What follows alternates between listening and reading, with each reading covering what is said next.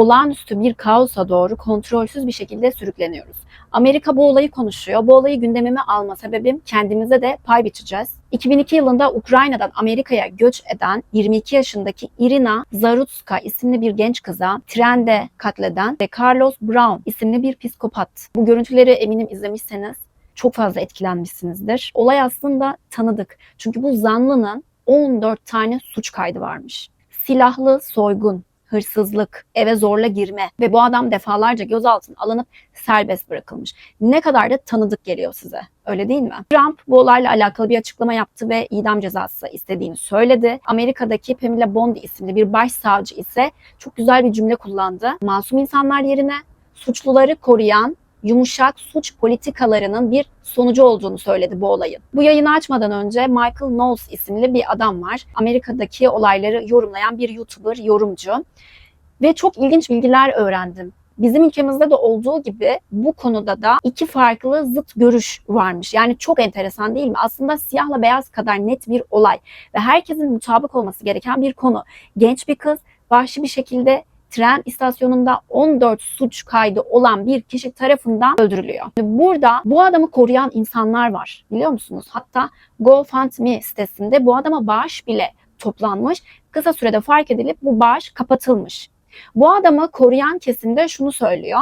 Bazı yaralı insanlar başka insanlara da acı çektirmek isteyebilir gibi yumuşak bir hoşgörü ortamı yaratmaya çalışmışlar. Bu maalesef bizim ülkemizde de var. Hani sınırsız özgürlük ve hoşgörü adı altında aslında siyah ve beyaz kadar net olan olaylarda bile ayrılıyoruz ya. Hani diğer ucunda savunan ve hoşgörü, işte özgürlük kavramlarını ortaya atan insanlar var ya, orada da bu konu özelinde bu olay gerçekleşmiş ve hemen konuyu işte beyazlar ve siyahiler diye ayırmışlar. Yani bu olayın ayrılacak bir yanı var mı? Dünyadaki geldiğimiz delilik noktasını görüyorsunuz değil mi? Yani bir uçurumdan aşağıya yuvarlanıyoruz ve gün geçtikçe bu çılgınlık ve bu delilik artıyor. Bu suçluların, bilmem kaç tane suç kaydı olan suçluların serbest bırakılması ta ki birinin canına kastedene kadar sokaklarda gezmesi bizim ülkemizde de hepimizin muzdarip olduğu bir konu. Ben mesela her gün yürüyüşe çıkıyorum ve biri bir yol tarifi veya herhangi bir şey sormak için yanıma gelen bir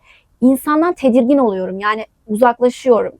Çok çekinerek cevap veriyorum ve hemen aklıma kötü şeyler geliyor. Ülkemizdeki yine son zamanlarda yaşanan Ahmet Minguzi olayları, işte çocuk yaştaki çeteler, suç oranlarının aşağı yaşlara inmesi ve bu insanların hani silahlarla fotoğraf çekilmesine rağmen işte belli oranda suç kayıtlarının olmasına rağmen takip edilmemesi, sokaklara salınması gibi olaylar ülkemizde de çok fazla var. Peki neden bu insanlar bu kadar suç kayıtlarına rağmen serbest bırakılıyor? Aslında bunun sebepleri var. Bu sebeplerden biraz bahsetmek istiyorum ama sizin de eklemek istedikleriniz varsa benim atladığım lütfen yorumlara yazın. Birincisi, modern hukukta suç sabit olana kadar masumiyet karinesi diye bir şey var. Mahkeme kararı olmadan hiç kimse suçlu sayılmıyor. Ve bu durumda bazen suç işleyen veya suç işleme potansiyeli çok yüksek olan kişilerin de serbest bırakılmasına neden oluyor. İkincisi, hapsetmek yerine rehabilite etme mantığı. Yine bütün dünyada var. Hani topluma kazandıralım, işte rehabilite edelim. Ama bazı insanlar, hele ki bazı belli suçları işleyen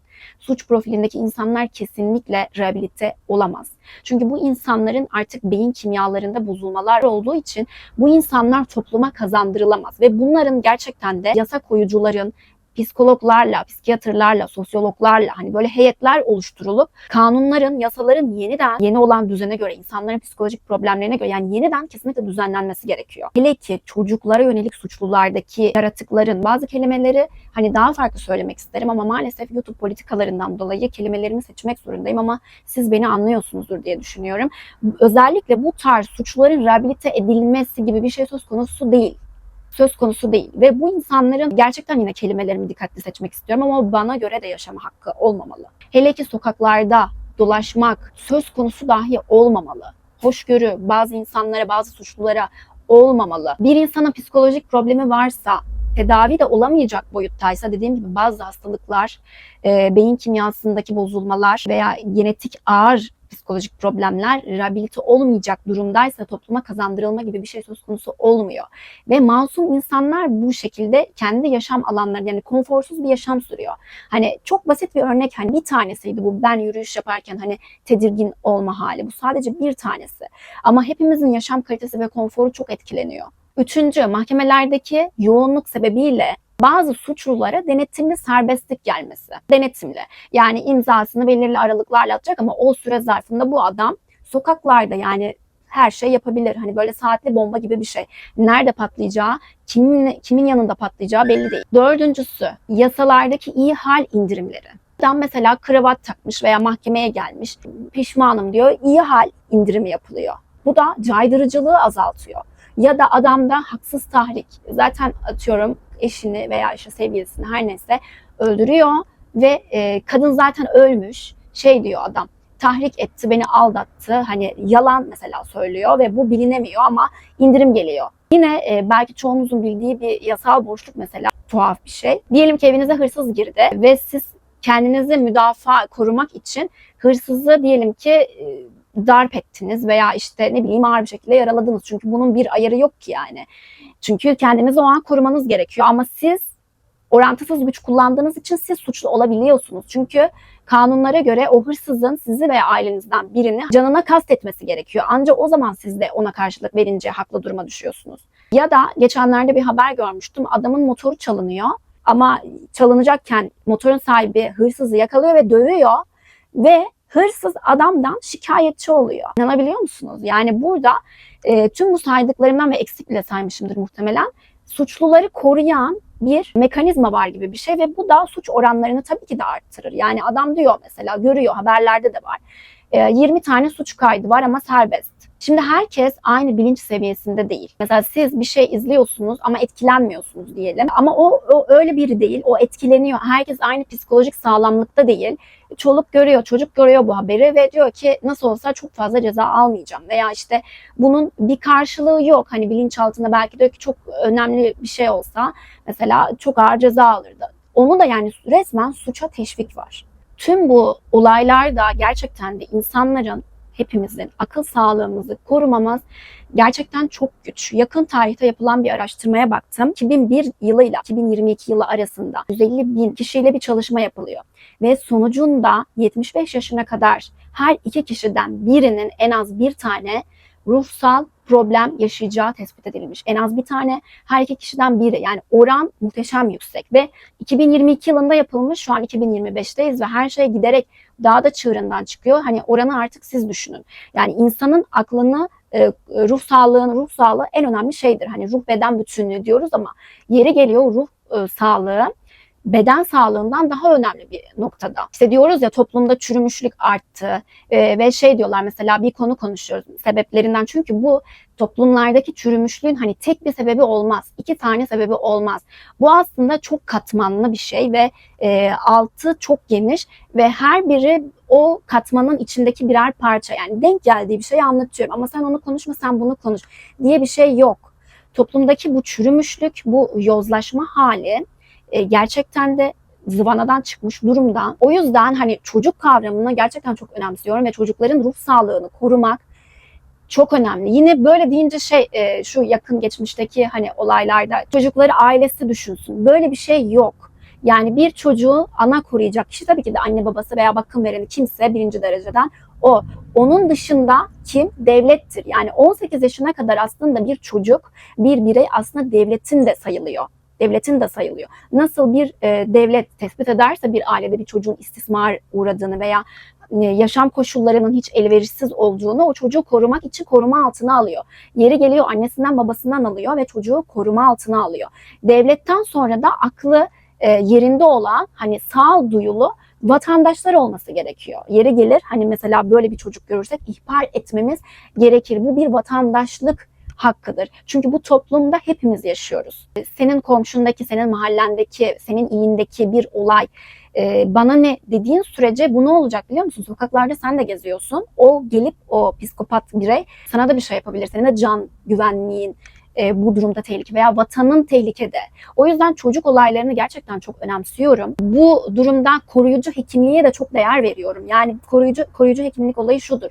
Hani bir olay olmadan önce o olayı temizlemek, o olaya sebep olacak etkenleri ortadan elimine etmek, kaldırmak gibi. Biz de yani nasıl olması gerekiyor bu bilmiyorum ama yine sosyologlar, psikologlar, işte toplum bilimciler, her kimse bu konuda hani heyetler oluşturulup çocukların psikolojisi nasıl daha dayanıklı hale getirilir? Nasıl daha etik çerçevelerde, etik ahlak kurallarına uyan insanlar, daha böyle sınırları olan insanlar, sınırların bulanıklaşmaması gerekir. İnsanların belli kurallarının olması gerekir. Her şey özgürlük, özgürlük diyoruz ya. Mesela bu Amerika'daki olayda da bu caniyi savunan insanlar var diyorum ya size, şey diyor işte hani siyahi bir birey işte kırılgan bir gruptan geliyor. Yani yapabiliyor böyle şeyler gibi. Mesela özgürlüğün ucunun nereye gidebileceğini anlatıyor bize bu olay. Mesela artık çocuklara mahremiyet eğitimi veriliyor. Hani özel bölgeler neresidir ve özel bölgelere işte bir yabancının ikinci bir karşıdaki bir şahsın, herhangi birinin, anne baba da dahil olmak üzere dokunmaması gerektiği anlatılırken özel bölgelerinin hani kalçalarının açıkta kaldığı işte dans, sahne şovları özgürlük deniyor. Peki bu ne perhiz, bu ne lahana turşusu? Yine bu insanların hoşuna gitmiyor. Hani her şey görsellik veya çıplaklık alakalı değil. Bu konuda hemfikirim de yine bir örnek, hani buradaki tezatlığı size anlatıyorum. Hukuktan zaten bahsettik az önce. Ya da bu sosyal mecralardaki insanların çok böyle çok ünlü olan, yine alakasız ama aslında alakasız değil. Yine toplumdan bahsediyoruz. Toplumdaki insanların psikolojisinin bozukluğundan bahsediyoruz. Ve hepsi aslında bu toplumun temeline dinamit koyuyor. Mesela işte bu 7 milyon 8 milyon takipçili hesaplar, bu Polatlar denilen aileler. Bununla alakalı bir şey paylaşınca da saldıran insanlar var. Size ne, siz izlemeyin falan. Ya bu öyle bir şey değil. Bu gibi hesaplar şunları gösteriyor.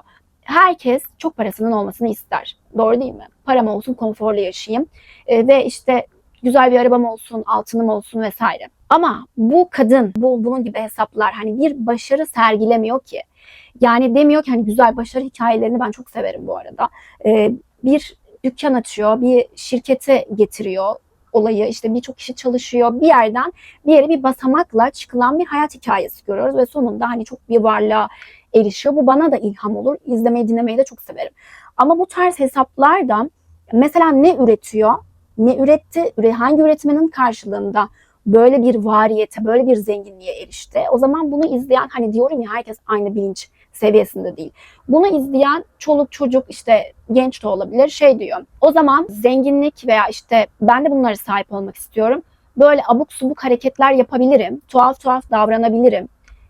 Ve varlıklı olabilirim, zengin olabilirim. Ki nitekim bu tarz insanlar çıktıktan sonra sosyal medyada böyle şaklabanlıklar artmadı mı? Veya bu tarz insanlar en özel mahrem anlarını paylaşıyor. Zaten kadın sürekli pijamayla, bu da şu mesajı veriyor. Aslında onu izledim. Ben hani en şeffaf halimle sizinleyim. Bu da artık mahremiyeti ortadan kaldırıyor. Herkes evini paylaşıyor. Herkes işte kocasıyla, sevgilisiyle çocuğunu paylaşıyor. Yani insanlar çocuklarını paylaşıyorlar.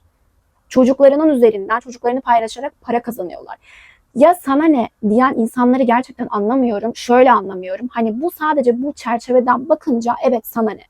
Ama sen 7 milyon kişiye mesaj veriyorsun burada. Şunu demek istiyorsun. Ailenizi, evinizi, mahreminizi paylaşın. Ben story çekerek, işte ne bileyim, ona buna küfür ederek, hakaret ederek işte oturduğum yerden zengin oluyorum mesajı veriyorsun. 2 oldu. Herhangi bir kazanım yok. Yoksa sosyal medya gerçekten güzel bir şey. Doktorları takip edebilirsiniz, psikologları takip edebilirsiniz. Ya hani bir tamir yapıyor mesela, onu paylaşıyor. Evindeki bir şeyin tamiratını nasıl yapıldığını görebilirsin. Bu hesapları, resim yapıyor, bunu paylaşıyor. Bu tamamen bomboş içerikli ve sadece insanların beynini uyuşturmak için, insanların beynini uyuşturan, psikolojisini, odağını dağıtan hesaplar bunlar. Ve bu insanlar bu kadar yayılırken veya insanlara birçok mesaj verirken ya sana ne, paylaşsın.